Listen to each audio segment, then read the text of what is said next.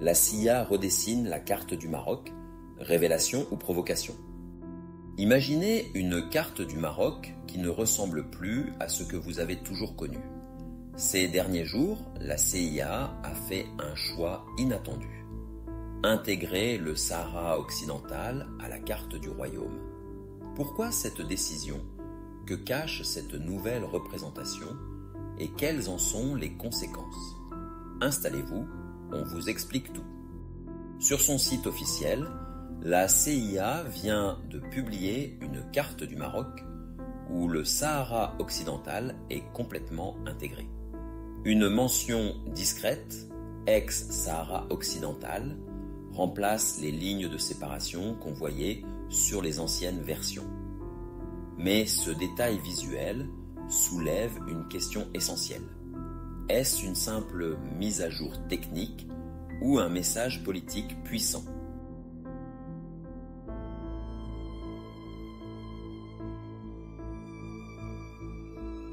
Pour comprendre l'impact de cette décision, il faut remonter à 1976, date à laquelle l'Espagne quitte le Sahara occidental. Depuis, ce territoire est au cœur d'un conflit opposant le Maroc au Front Polisario, soutenu par l'Algérie, qui revendique son indépendance. Pendant ce temps, l'ONU considère toujours cette région comme un territoire non autonome en attente de décolonisation. En 2018, la carte de la CIA marquait encore une séparation claire entre le Maroc et le Sahara occidental. Alors, pourquoi ce changement aujourd'hui? En 2020, Donald Trump a reconnu la souveraineté du Maroc sur le Sahara occidental. Cette décision, prise dans le cadre des accords d'Abraham, visait à renforcer les relations entre le Maroc et Israël. Depuis, l'administration Biden n'a pas révoqué cette reconnaissance, mais elle reste prudente, évoquant le plan d'autonomie marocain comme une piste à explorer.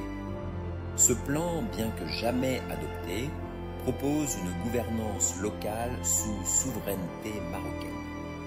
Mais peut-il réellement apaiser les tensions quand le Front Polisario continue de réclamer un référendum d'autodétermination? Sur le terrain, le cessez-le-feu de 1991 n'est plus qu'un souvenir. Depuis 2020, les affrontements ont repris entre les forces marocaines et les combattants du Front Polisario.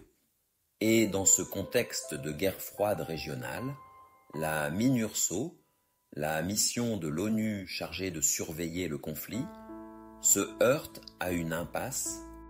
Les escarmouches intermittentes et l'instabilité rendent cette région particulièrement complexe à gérer. Mais alors, où cela nous mène-t-il?